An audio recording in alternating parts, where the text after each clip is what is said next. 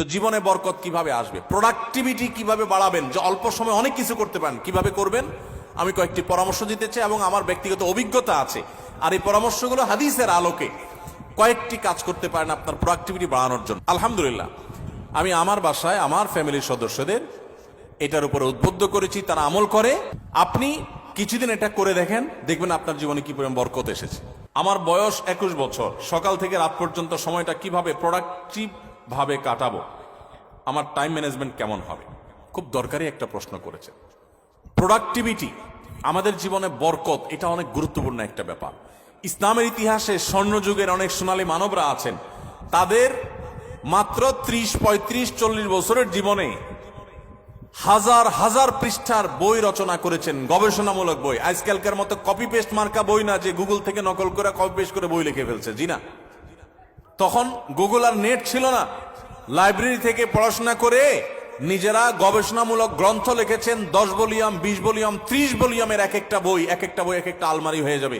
30-40 বছর বয়সে এত বড় বড় বই লিখে ফেলেছেন। আর আমরা অনেকে আছি 30-40 বছর বয়সে ওই বইগুলো পড়েও শেষ করতে পারবো না। তাদের জীবনে অনেক বরকত ছিল, অল্প সময় অনেক কাজ করতে পারতেন। আমাদের জীবনে বরকত নাই, একেবারে বরকত নাই। দেখতে দেখতে জীবন পার হয়ে যায়, দিন পার হয়ে যায়, কিছু করা হয় না। তো জীবনে বরকত কিভাবে আসবে, প্রোডাক্টিভিটি কিভাবে বাড়াবেন, যে অল্প সময় অনেক কিছু করতে পারেন, কিভাবে করবেন আমি কয়েকটি পরামর্শ দিতে চাই এবং আমার ব্যক্তিগত অভিজ্ঞতা আছে। আর এই পরামর্শগুলো হাদিসের আলোকে কয়েকটি কাজ করতে পারেন আপনার প্রোডাক্টিভিটি বাড়ানোর জন্য। নাম্বার 1, খুব গুরুত্বের সাথে লক্ষ্য করবেন, রাতে দেরিতে ঘুমাবেন না। যারা রাতে দেরিতে ঘুমায় এদের জীবনে বরকত নষ্ট হয়ে যায়, এদের জীবনে প্রোডাক্টিভিটি থাকে না। দেখুন, পৃথিবীতে যে সমস্ত দেশগুলো উন্নত হয়েছে, আপনি আমেরিকা বলেন, জাপান বলেন, কোরিয়া বলেন, আপনি ইউরোপ বলেন, পৃথিবীর যে সমস্ত অঞ্চলের যে সমস্ত দেশগুলো উন্নত হয়েছে, তাদের দেখবেন সবার একটা কমন লাইফস্টাইল হলো তারা রাতে তাড়াতাড়ি ঘুমায় পড়ে। সমস্ত উন্নত দেশের সব মানুষদের মধ্যে কালচার আছে। সারা পৃথিবীতে যে দেশগুলো উন্নত হয়েছে তারা সবাই দেখবেন সন্ধ্যার পর পর শুয়ে পড়ে।